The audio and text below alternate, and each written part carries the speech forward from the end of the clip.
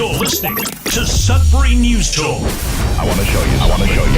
Stand by. On the morning shift. Anything could happen. Sudbury News Talk on the morning shift.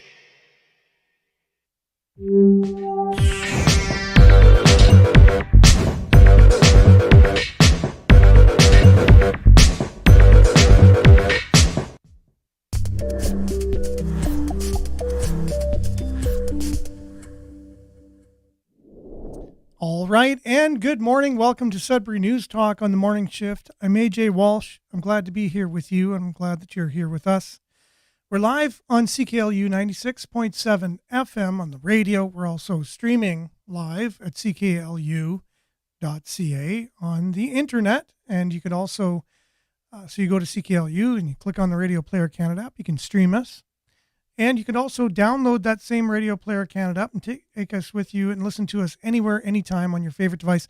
Not only us, but all the other great programming. Well, I'm not saying that this programming is great that you're listening to right now, but all the other programming for sure on CKLU is great. I listen to it all the time, and you can take it with you and listen to it on your favorite device anywhere, anytime if you download that Radio Player Canada app.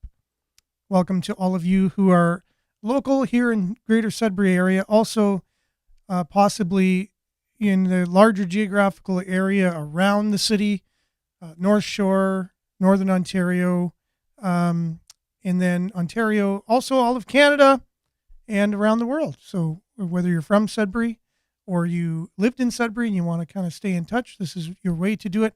Welcome. Thanks for being with us. Our community is indeed growing. We are live on Facebook.com/Sudbury News, and that's where most of the comments come in on the show. And so we're live on Facebook, YouTube as well, youtube.com/Sudbury News. And we're grateful for those platforms. We're grateful for the existence of them and those who moderate them and make sure that the content that we not only we're putting on, but everyone's putting on adheres to community standards. We're grateful for their efforts. Not easy to do. And so we welcome you as well, because we know you have to possibly sit and listen through some of these things that we're talking about today. And a lot of them may or may not affect you or resonate with you. And you just have to kind of make sure that everything's according to community standards. So make sure to like, share, subscribe, follow, mainly comment on our social media platforms. We're not only on Facebook and YouTube, but we're on Twitter as well. We upload the show each and every day, right immediately following the live broadcast on Twitter. And so, yeah, if you're watching it live, you don't need to watch it there, but we'd love to increase our followers on Twitter. We know a lot of people that are watching each and every day, for some reason, still don't come up as following on our Facebook. We're not sure if that's a glitch in the programming of Facebook, or if you just want to remain anonymous or whatever, not have you to be able to follow us. And that's cool too. Many people have different reasons for privacy on the internet, although the amount of followers that we have do increase the capability of getting out to as many people as possible. So just a shout out for that. But especially make sure to comment. This is your show, and this is a service that we're doing for our community. And so please comment and be part of the show. It's your show on your station. And with that, we have a lot of people already joining us this morning, more than usual at the beginning of right at the beginning of the show. So with that, already commenting. Good morning, Monique. Glad that you're here. Glad that you're with us. Hope you're having a great morning. Good morning, everyone, she says. Judy, good morning as well. Hope you're having a great morning. David, as usual, stay safe. Good morning, David. Good morning, Belinda. Positive message here as usual. The best view comes from the hardest climb. Wow, that is really good. The best view comes from the hardest climb. Probably a theme for my life lately. So thank you for that. Much appreciated. Good morning, Vin. Thanks for being with us as well. Hope you're having a great morning. Mona, good morning. Hope you're having a good morning as well. Thanks for chiming in, as well as Shane. I heard you ran into Billy the other day. He told me about that the other night. And yes, and hopefully we'll be able to get you on the show at some point. We've already had a FaceTime where we were talking about doing that. Again, I apologize. That's my shortcomings on my end for being so busy, and I have everything kind of lined up for the show. It just streamlined because I don't have much time in the day, but we're going to do that. I promise. So Vin is saying, I'm not getting updates for your lives in the morning again. Have to go to your page. Vin, I know especially yourself and most people that are on here right now don't show as following. Like if I'm not able to do that right now because the device I share is on my personal account, because it won't share on my news account all the stories that I want to share. It'll totally wreck it. But maybe tomorrow, if I remember, I'll show everybody. It just shows that you're invited to follow, that you're not actually following the page. And maybe if you go back and just make sure you're following, hopefully if it knocked you off for some reason, it's funny. I look at the amount of followers we have each and every day. It's public, it's out there. But if I get too many followers in a day, they somehow just seems to knock me back a bit too. And then I see, okay, how many people unfollowed me in the stats, and it says 0 people unfollowed me, but yet it shows my followers goes up and then it goes down a few. It's like takes 3 steps forward, 1 step back, 3 steps forward, 1 step back. And I'm not sure why. There's no one unfollowing it, or else it would show it in the statistics, 0 unfollowers in the last 28 days. But yet it's a common occurrence. Like every 3 days, 4 days or so, I lose a few followers. I gain 3, I lose 1, I gain 3, I lose 1. And so I'm not sure what's going on there. However, it is the world of social media. I don't understand it. I'm not a programmer. Hey, Shane. Yeah, all good. I haven't followed up with you on that as well. So, and it was great to see Billy. Yes, there's a person who takes accountability. I love that. Just saying, yeah, it's not, we both have a part to play in it. You ever say, oh, we'll get in touch sometime, and then you see them eventually and they say, why didn't you get in touch with me? It's like it was your fault or something. And then, it's cool that everybody kind of takes their own. So thanks for doing that, Shane. I know that's where you come from. That's at your core. So much appreciated. And I'm to blame just as much as you. Everyone's got a bit of accountability in that. It's great if we can take it. Good morning, Tracy. Thanks for being with us as well. And hope you're all having a great morning. And looks like good weather so far. We'll have some good weather in the day. Got a lot of stories to unpack. Hopefully we can get to a bit of a digital currency, a bit of a deep dive that we didn't get to yesterday. Also, David Johnson's report is out as of Monday. He's speaking to us about the Chinese interference. We're waiting to hear if, indeed he wanted to have a public inquiry or not. I have a couple of videos from Brian Lilly of the Toronto Sun, one that he did last week, a 3-minute, and then just this morning or yesterday or last night, 3-minute, referring to David Johnson's report. That'll be interesting. Also, we seem to get the arrest the driver that was associated with the fatal shooting at Overtime Sports Bar and Grill. There's a bunch of headlines. All you have to do is go and follow our Sudbury News feed, and you can see all the stories that we're going to try to get to anyways in a morning show. So if any of those things resonate with you and you have information on those, just make sure to comment. Again, this is your show on your station. We'll be back with a little bit of weather right after this.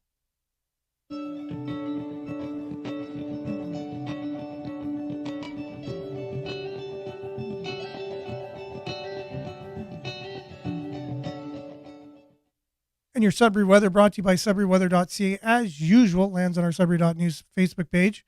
And currently it's 3 degrees, and there is again a frost advisory, and there may as well be one tonight as well as we look deeper into the forecast. Frost may damage some crops in frost-prone areas. Temperatures will fall to near or just below the freezing mark this morning. Cover up plants, especially those in frost-prone areas. Take preventative measures to protect most sensitive plants and trees. can just check into Environment Canada. Keep your finger on the pulse for that if you do indeed have a garden. Frost around this time of year. We live in Northern Ontario. It happens. Weather happens. And so we need to take precautions. And it is what it is living here, right? So today, clearing this morning. Wind could be gusting up to 50 kilometers. The high today will be 12. The UV index is 6 or high. Tonight, clear. And the low will be +1 again, right? So there's a chance of frost. Now, a bit of into the future here, 6 days. So Thursday, sunny, 17 degrees tomorrow. Friday, sunny, 21 degrees in the forecast. Saturday, sunny, 26 degrees. And then Sunday and Monday, partly cloudy, 26 and 25 degrees. And they're looking at our first kind of 30-degree almost day Tuesday. So it looks like the temperatures are steadily rising, getting warmer, thankfully, and the sun is coming out. Hallelujah. And here you go. It is, let's just look at your satellite if you can't see it, and if you're on the radio or streaming online audio. There's a nice clear swoop going over the North Shore and into Quebec there, which is keeping our skies rather clear for now. But there's a lot of activity going on around us. So it looks like we're kind of lucking out with this particular weather pattern. That's your Sudbury weather, brought to you by SudburyWeather.ca. We'll be back with a little bit of a sports report, and then our news headlines, your comments, much, much more right after this.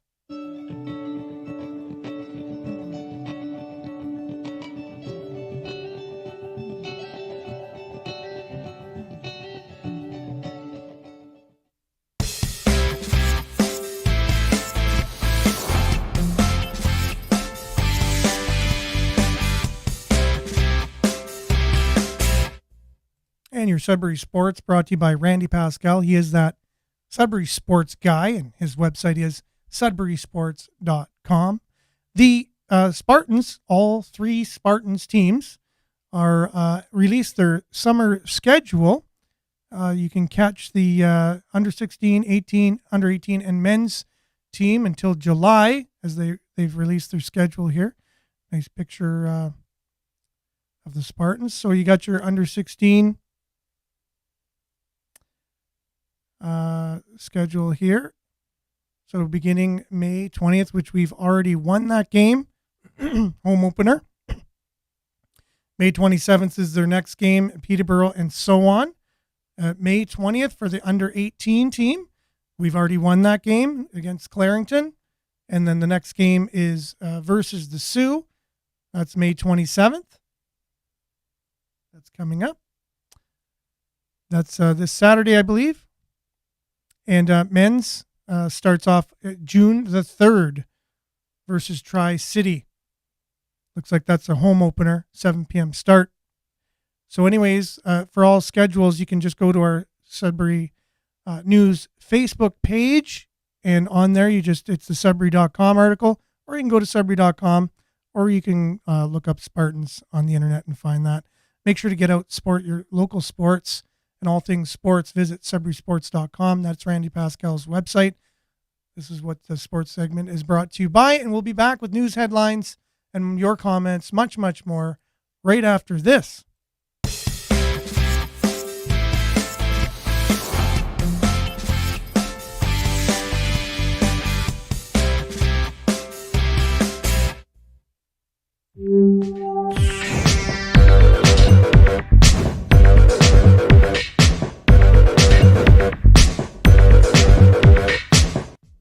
All right, and Sudbury News brought to you by Sudbury.News, where you can get everything local and more, all aggregated onto one website. Visit Sudbury.News for all your news. First things up, just a story that I just saw. I believe it was this morning, shared 9 hours ago now. Officers are on the scene in the Radar Road and Gannett Drive area, searching for a female. The woman is described as white, 20 to 30 years old, with blonde hair, a gray sweater, and jean shorts. Police did not release her name. We're concerned about her well-being, the police said on social media last night. You can contact Greater Sudbury Police if the woman is observed in the area. The police service phone number is 705-675-9171, 675-9171. A witness reported seeing at least a dozen police officers in the area and officers on foot searching for the woman. So if you have any information on that, make sure to contact police, 705-675-9171. Okay, and we have a couple of comments here. And get back to, I can read it on the big screen. Nope. Oh, yeah. So we'll get into the whole Johnston thing. But Belinda's saying Johnston does not recommend that yet again. Trudeau did nothing wrong. Of course, he doesn't want any investigation.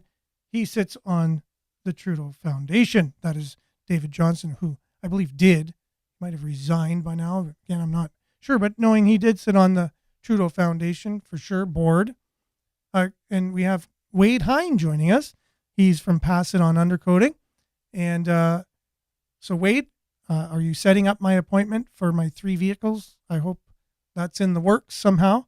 If you could maybe text me and let me know what could be some available times you have. I have certain days that I'm available, so they work better for me. Definitely want to get that done. And I was at my mechanic's this past week, and he was giving a shout out to the product that you use to do undercoating. And he's saying definitely the best time to use it is in the summer or spring and then summer, because the solution you use, it's called fluid film, and it actually is a eco-friendlier solution than using oil. It expands a lot more in the heat, and so it gets into the crevices of your wherever it doesn't get sprayed. It actually moves along and gets into those hard to reach places on its own if you do it in a more warmer climate. And then throughout the summer, it kind of edges its way into hard to reach places. And so your car is even then more protected. So there you go. So hopefully we can set up some times to get together earlier than later. Wade, much appreciated. Good morning, Monique. Thanks for being with us today. Glad to have you on. Hope you're having a great day. So we hope the best for this young lady who seems to be in distress and possibly in the Gannett Drive Radar Road area. If you do see a lot of police there, at least you know the reason that they're there. Sometimes good to know. Oh, thanks. Way to go. A new salesperson for sure. Yes. I always have a bit of free time if you need extra sales, someone on your sales team. Next story is from Sudbury.com. City Council to finalize the 2023 tax rates. And that's May 29th. I do have a bit on that here, extra information.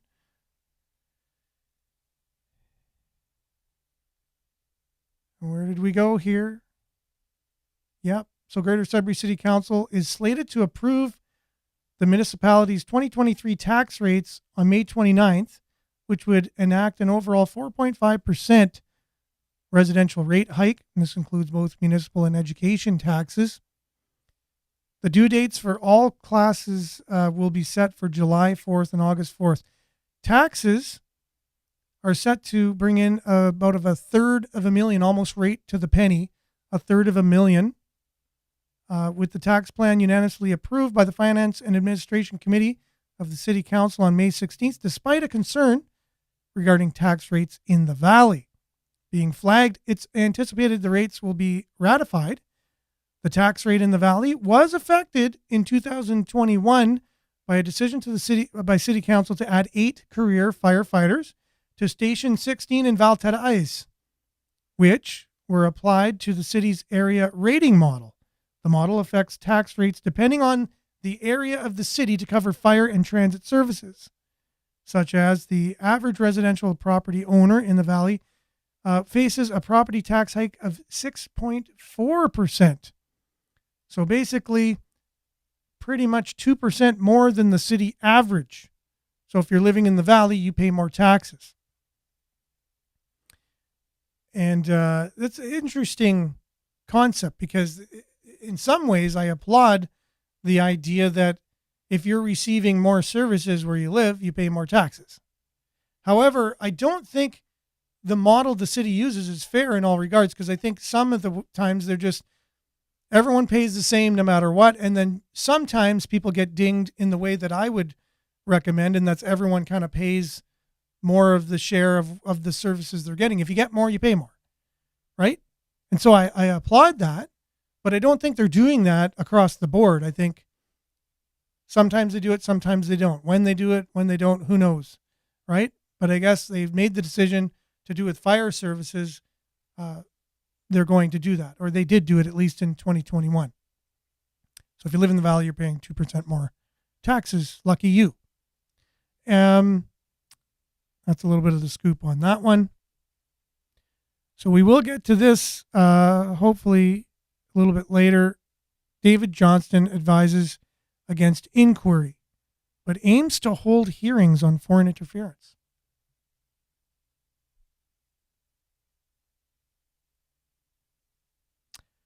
There are serious shortcomings, he says, in the way of intelligence, the way it's communicated. That's the big problem here.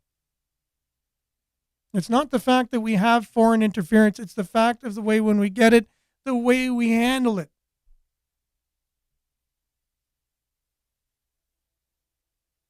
It's the way it's communicated and processed from security agencies through to the government. But no examples have been identified of ministers or the Prime Minister or their offices knowingly or negligently failing to act on intelligence. Advice or recommendations? Special Rapporteur David Johnston said. Okay, so there you go. He's pretty much wiped his hands clean. Nothing to see here. If there ever is a problem, though, it's because of the way we handle it.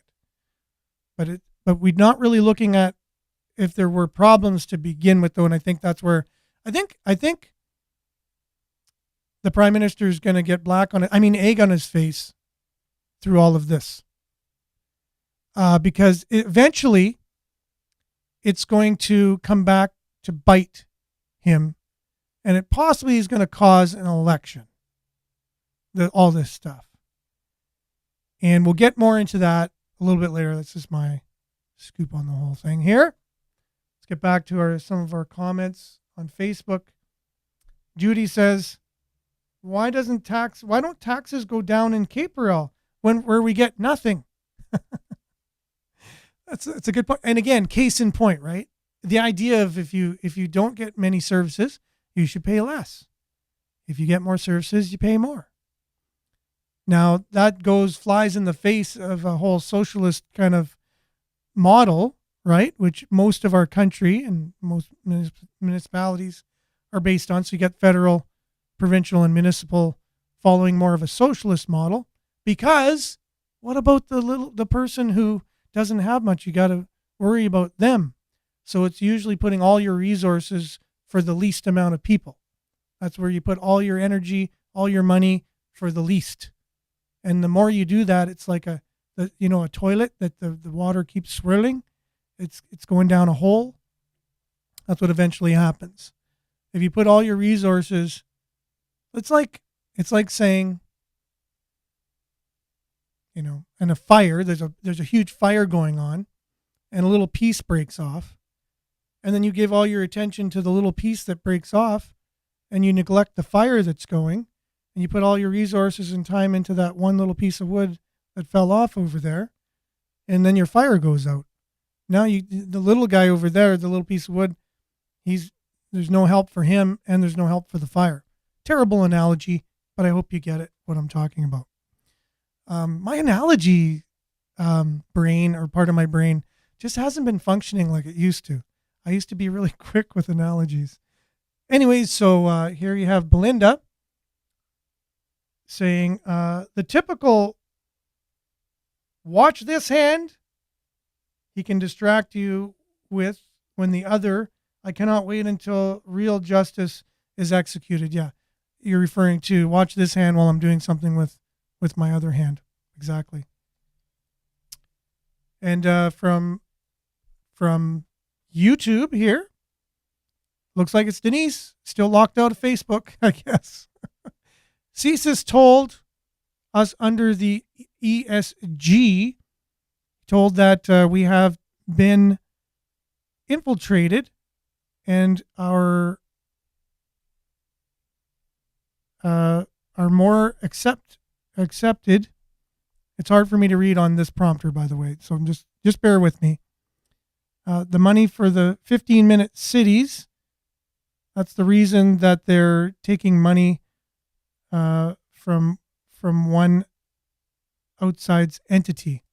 Okay, so accepting bribes, I guess you can say, or whatever.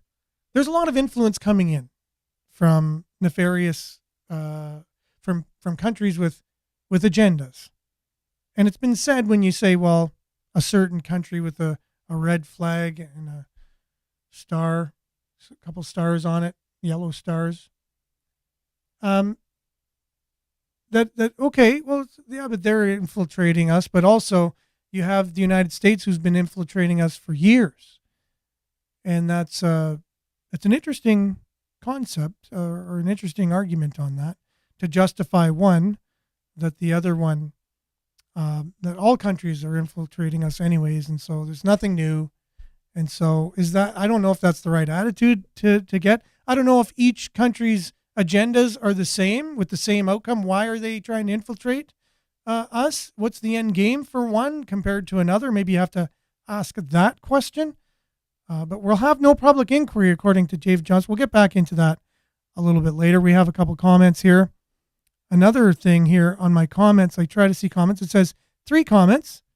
I click on them. 3 comments. All right, let's see the 3 comments.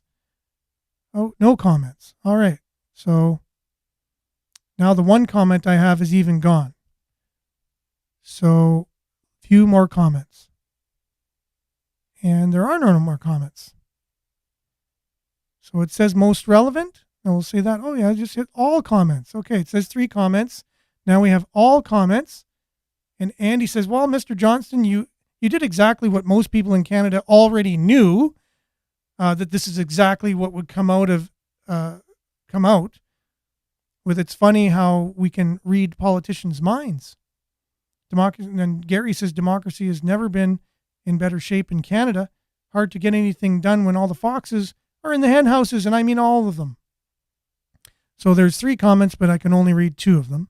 So I don't know what's going on there. If something violated a community guideline or something like that, I am not sure.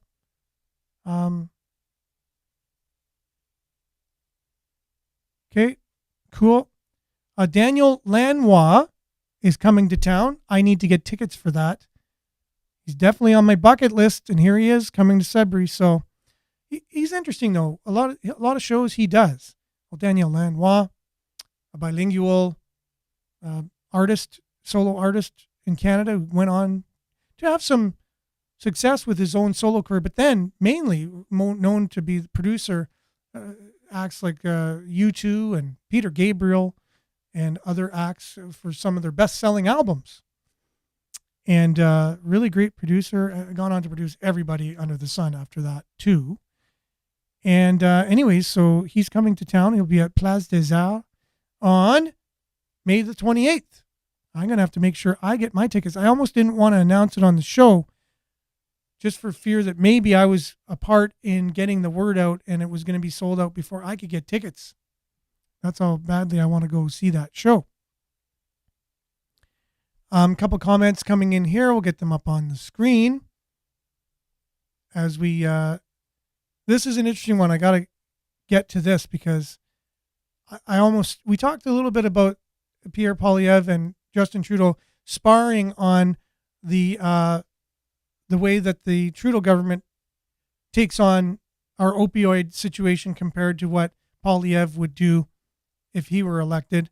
And one is safe injection sites, and the other one is basically restoring somebody from just a safe place to take drugs to actually rehabilitating, which the Conservatives have said that they're in favor of doing.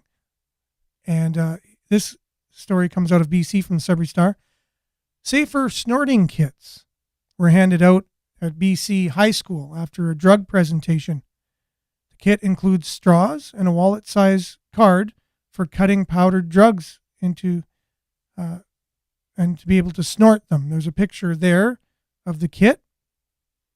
And Aaron Gunn, who's an independent reporter, basically said, when I was in high school, we heard from powerful guest speakers on why doing hard drugs had very serious and potentially deadly consequences, which I remember as well, getting visits from authoritative figures doing presentations with that theme. Today in British Columbia, and in this specific case, a high school in the Cowichan Valley,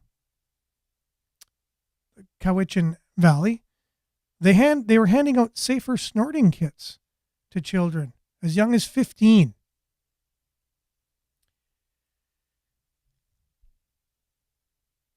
And that was the whole debate yesterday between Poilievre and Trudeau. He's like, you want to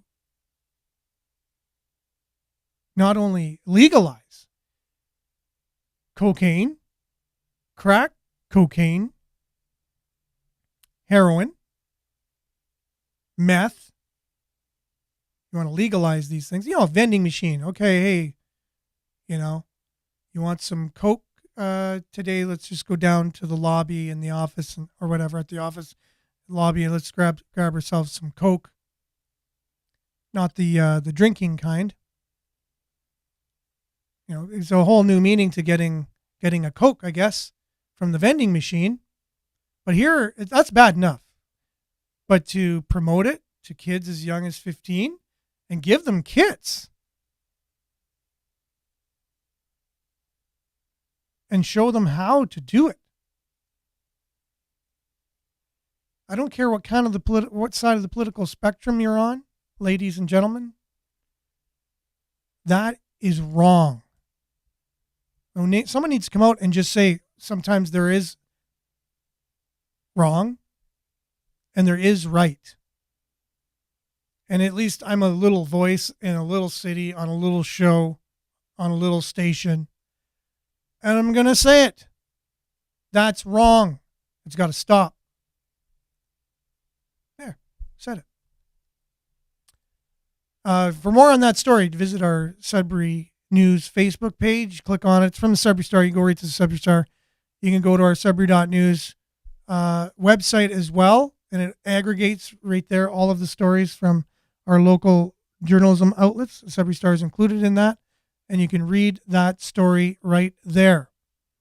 If you don't think that's wrong, and you think there's an argument to be said of going into high schools with cocaine snorting kits, teaching them how to do it, and giving them the paraphernalia to help them do it, then and I would encourage, if you do believe that it's, at least I would celebrate the fact that it's a free country and you can believe that. That's about as far as I can take it in a positive way.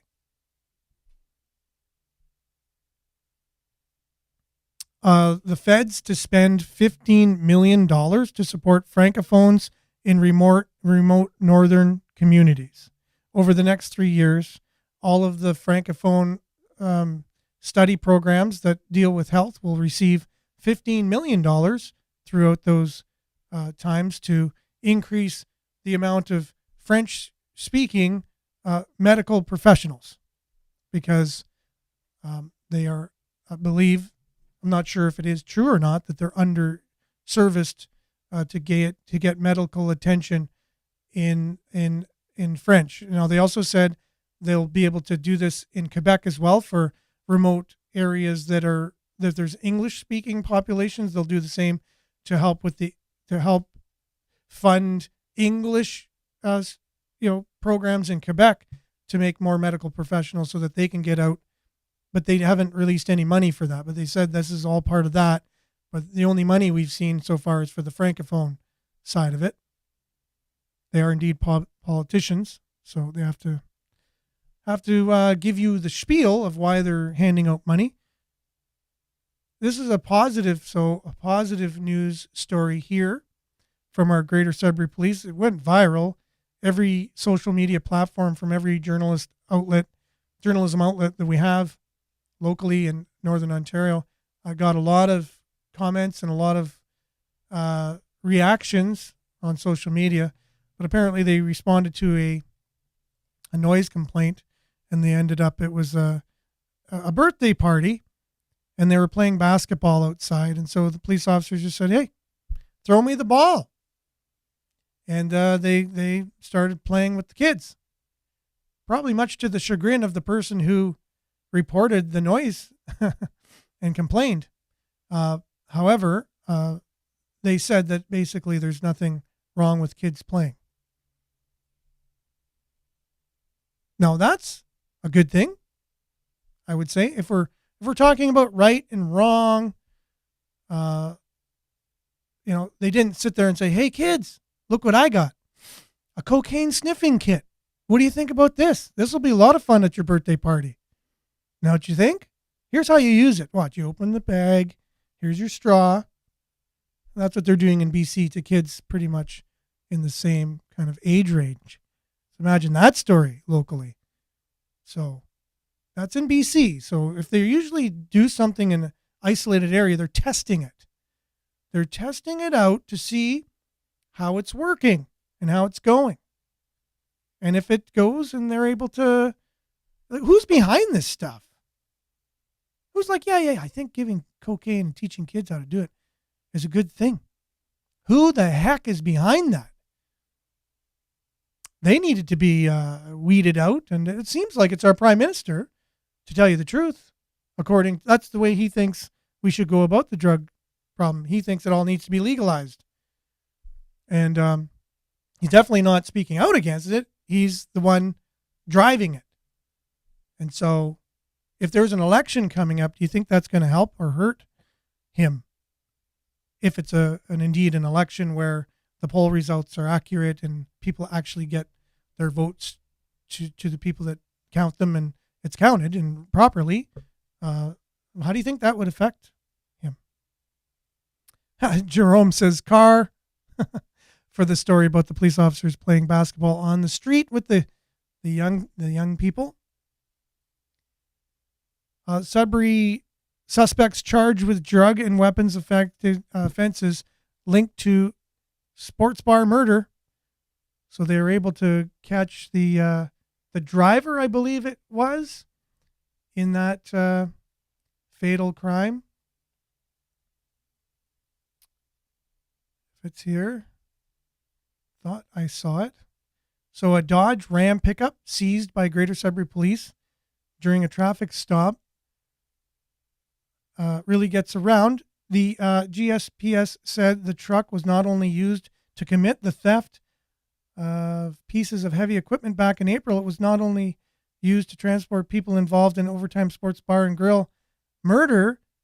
Also in April, it was also used to process transporting of more than $205,000 worth of illegal drugs when police pulled it over. Police said that they received 2 complaints in April regarding the same pickup truck being involved in 2 thefts of heavy equipment. Information that was provided was that on April 18th, a flatbed trailer and a Bobcat mini excavator were stolen from a business on O'Neill Drive West in Garson. And on April 25th, a generator was stolen from a business on Maley Drive, police said. In both situations, it believed that the same Dodge Ram was used to commit the thefts and remove the pieces of equipment. The city police services break and enter robbery, or BEAR unit, began investigating the 2 incidents. Wow. Now there's a lot of bad things going on there. Now, if we're looking at the bail reform and the catch and release kind of policy of the Trudeau government, they would treat this as, but why did they do the crimes? What caused them to do these things? We shouldn't be too hard on them, after they committed the crime. I think you should be doing that before the crime's committed. Look at all your policies that cause people to do these things in the first place But once you commit the crime, you commit the crime.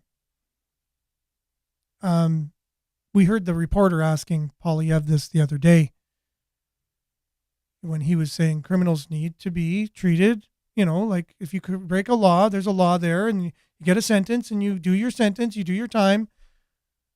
Yeah, but it's harsh in jail, in jails and things. And okay, well, let's rehabilitate them in the jail. Let's have services in the jail to help them with the problems they have. So it's an interesting world we're living in, nonetheless. No, well, at least they caught the truck. Maybe it was the truck's fault. Maybe it was possessed, like the movie or the book Christine was made into a movie, Stephen King. Maybe that was causing the individuals to commit the crimes. We don't know this for sure. I'm joking, by the way, for those that not everybody can pick up on sarcasm. There was a study done in a university in Australia. They said that there's a certain percentage, even 15 to 20% of people, they cannot tell if someone's sarcastic or not. They can't tell the fluctuation in voice, the dry sense of humor, of sarcasm. And so, yes, it wasn't the truck that made people do it. I know that. And so it was a bit of sarcasm for everyone. Comments are still coming in. I'm just sharing them on the screen. And good morning, Denise. Thanks for being with us. We're getting through this because I want to get to some deep diving today. Criminal justice system failing human trafficking survivors, says new report, CBC. I think a lot of people are being failed these days by the way that we're addressing our social problems, period, and not saying, well, where did these social problems come from? Now that they're here, and then the way we're handling them, there's a lot that questionable things going on, and it's a brave new world. Let's put it that way. New fund to set up fired Laurentian University professors. We talked about that yesterday on the show. And with that, a little bit of our deep dive today. We didn't get to it yesterday. There's a digital currency. It's being launched in Canada, whether you like it or not, coming to a bank near you. Digital currency. Bank of Canada seeks consultation from Canadians on its design of a potential central bank digital currency. Digital privacy experts are warning that the technology could be used by governments to track payments and freeze dissidents' bank accounts. So there's digital currency, and they're also saying, well, we already have ones and zeros as it is. Why do you need, per se, a digital currency that then puts all the power in the government's hands to, to control, to possibly seize someone's bank account, govern whether or not you're able to make a certain payment or not. They'll put regulations on you. I remember one time I was traveling and I went to pay for the hotel with my credit card, and they said, oh, it's denied. Oh, that's weird. My credit card's fine. I pay my payments all the time. Why is it denied? I have my family. They're very young kids. They've already been in the car for 8 hours. It's hot. We want to get our room. We're going to pay with our credit card, and they're sorry, it's denied. I call the credit card company. I'm on the phone for I don't know how long. And then finally, I got through to somebody, and they said, oh, yeah, no. We did that on purpose because you were outside of the area you normally shop in. And you didn't call us to get permission to travel. This was 10 plus years ago. And I said, call you to get permission to travel? Oh, yeah, well, someone could have stole your card and we wouldn't have known that it was you. So, well, there's a PIN number on there. Usually that's the thing to make it so that way it's my card. It's me. I know the PIN number. Oh, yeah, no. But no, that's just our regulation. If you travel next time, call us ahead of time. Tell us you're leaving the city and we'll make sure your card works. And so fast forward now, that will be the digital currency's future. And then once you get the climate policies built into that, experts, and the story here from experts. This is someone from, so Freeman, what's his name here? Ori Freeman, a postdoctoral fellow at McMaster University's Digital Society Lab. He's the one warning us that the fact that, you know, when you go into a restaurant eventually and you order a steak, on your phone will pop up, sorry, you can't order the steak. You already ate one steak this week. Because your carbon footprint or whatever, you have your social credit score, and it's mixed in with your carbon credit score. That's where your currency's all mixed up in. So it's not just money. You go out and you work hard, you make money. You have to be a good global citizen, and you get credits along with your money, and it's all mixed up in this stuff. No, it's not. It's not fantasy. This is your future. This is what they're trying to roll out faster than you can say boo. And they gave the statistics of how many countries it's already in. I think there's about 11 countries it's already in. Options for designs.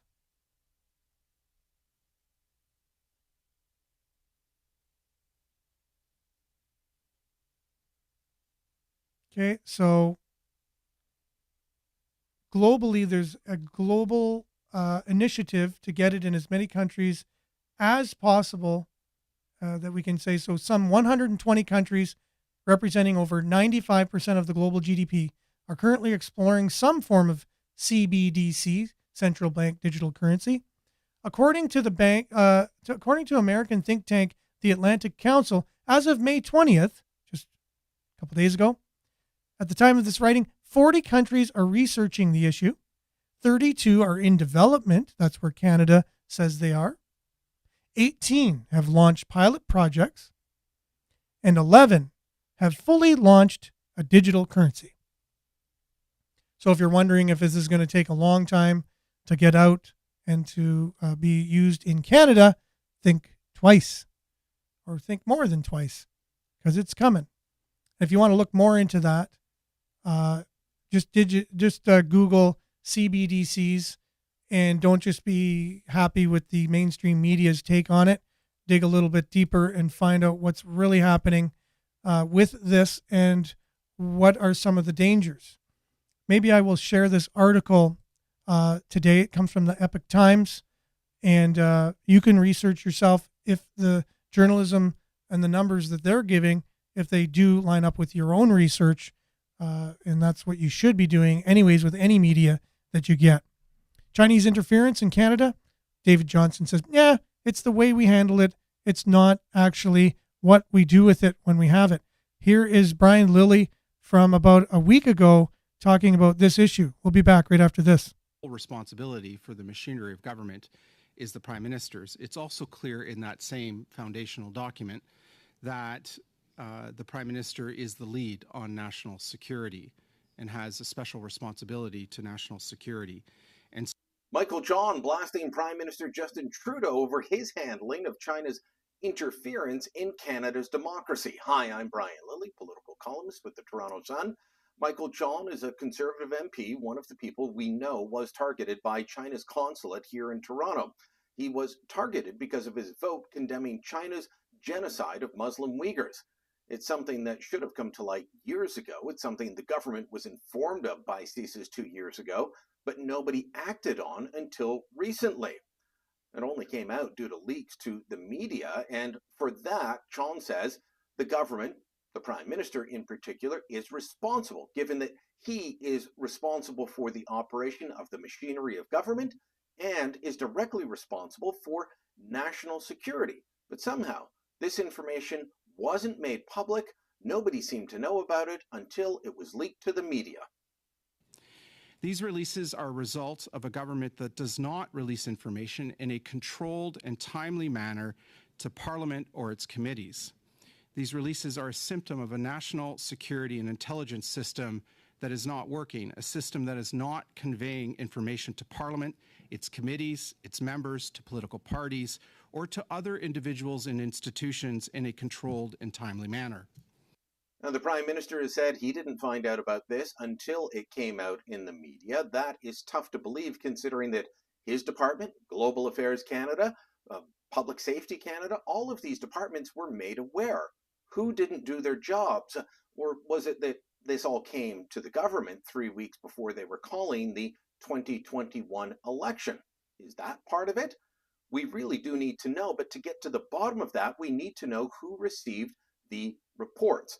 Now, I've been reporting for several weeks that these documents, these types of documents, come with tracking records. And that's something that Sean said we need to see, and called on the committee to ask and get those tracking documents so that we could find out who got the documents, who knew what when, in a very important issue.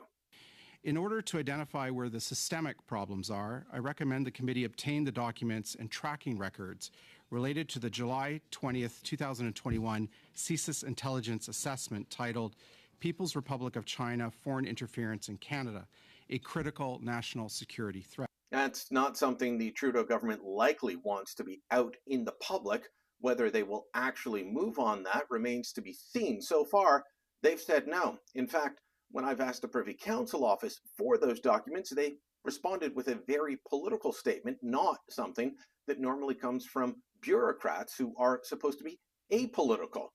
This is something that is going to the heart of what we should find out next week, and that is, do we need a full public inquiry? Special Rapporteur David Johnston is supposed to give his report on Monday. Anything short of a call for a full public inquiry will mean that Johnston is trying to be part of the cover-up.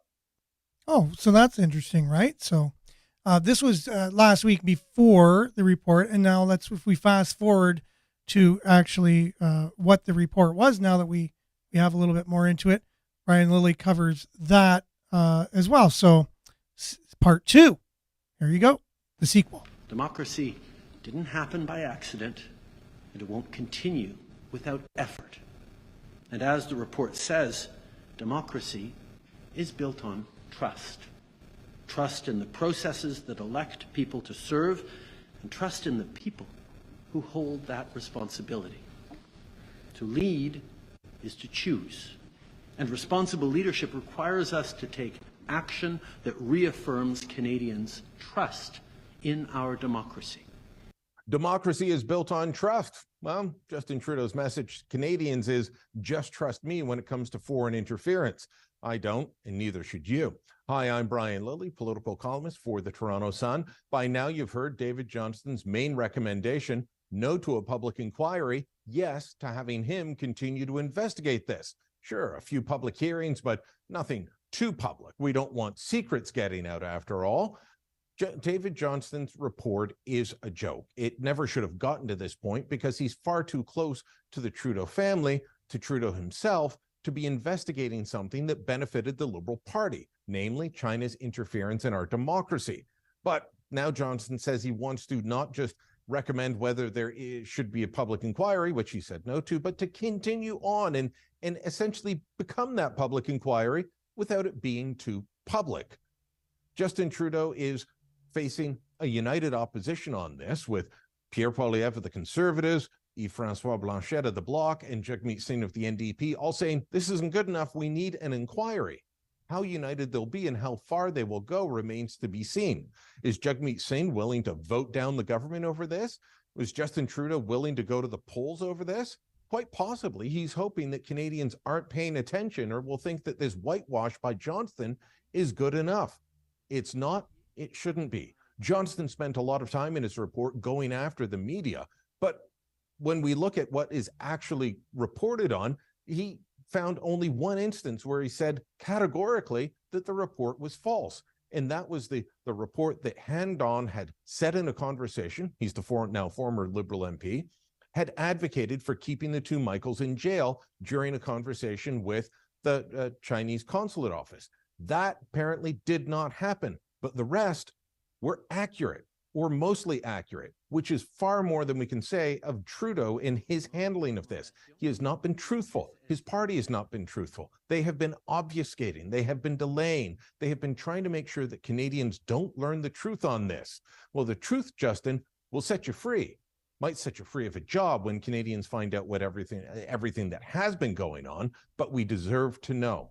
We need a public inquiry. We need more information. We don't need another report by David Johnston giving Trudeau a bill of health.